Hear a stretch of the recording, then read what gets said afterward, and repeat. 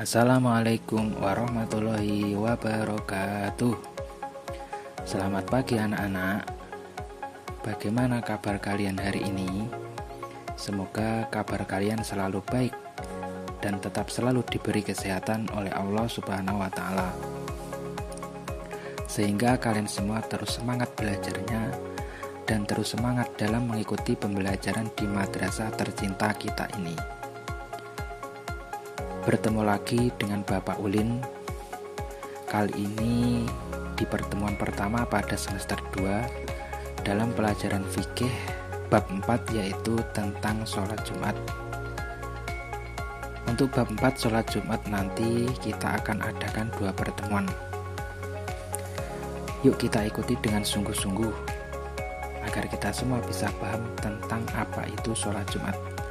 Jangan lupa tonton videonya sampai selesai ya. Sebelum memulai pembelajaran pada hari ini, mari kita mulai dengan berdoa terlebih dahulu. Berdoa mulai. A'udzubillahi minasyaitonirrajim. Bismillahirrahmanirrahim. Alhamdulillahirabbil alamin. Arrahmanirrahim. Maliki yaumiddin.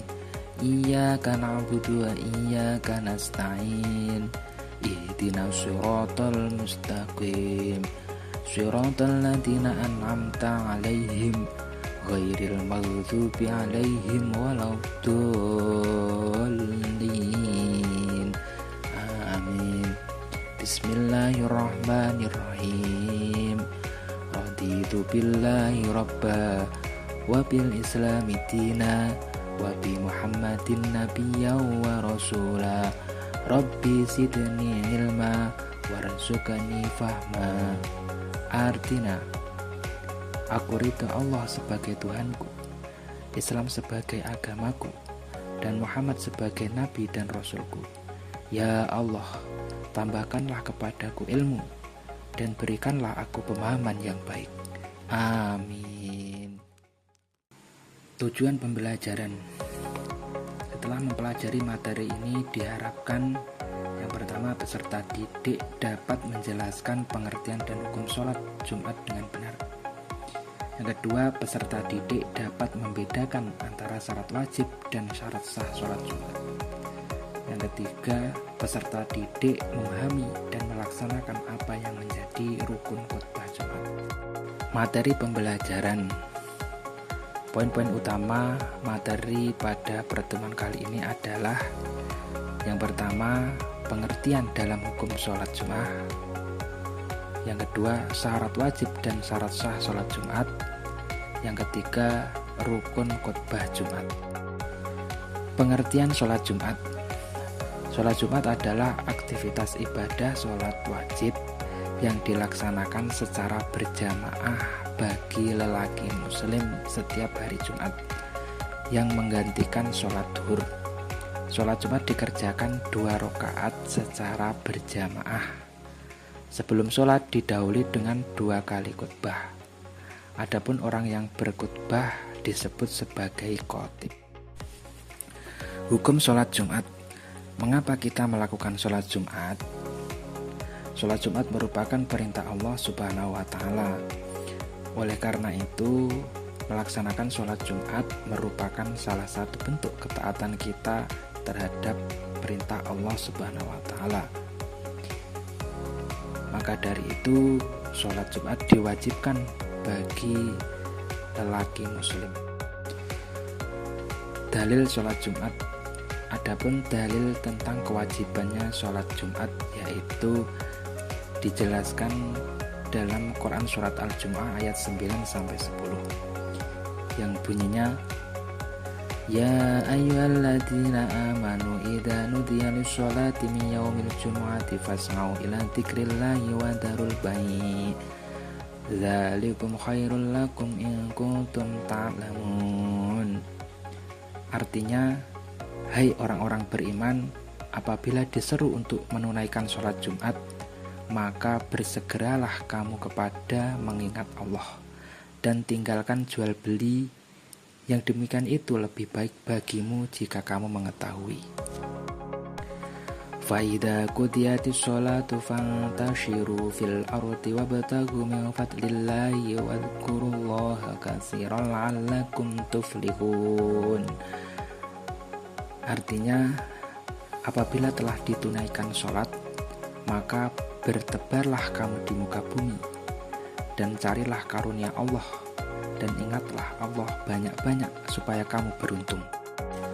Selain kedua ayat tersebut, ada juga sabda Rasulullah SAW tentang sholat Jumat yang bunyinya, "Antori Ibnu Syihabin an Nabi SAW qala al-jumu'atu haqqun wajibun ala kulli muslimin fi jama'atin ila arba'atan abdun mamlukun au imra'atun au sobyun au maridun."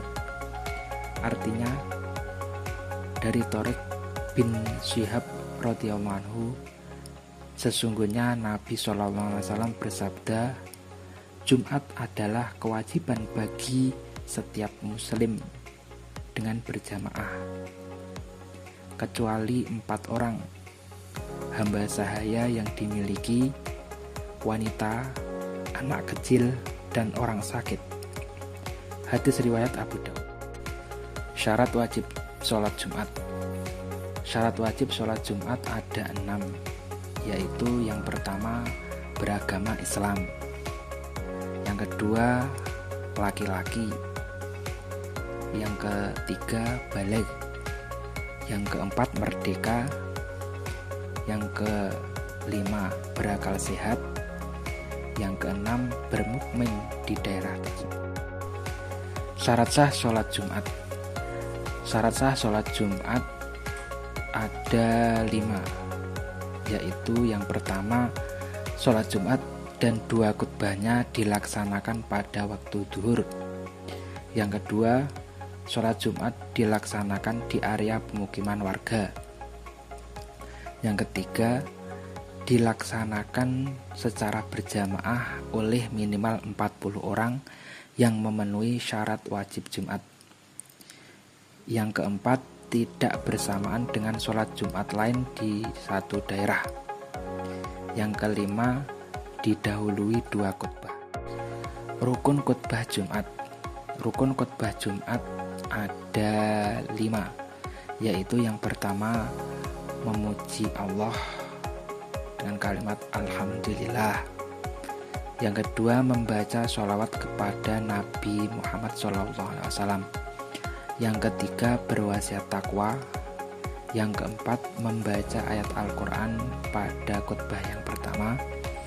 Yang kelima, mendoakan kaum muslimin pada khutbah yang kedua.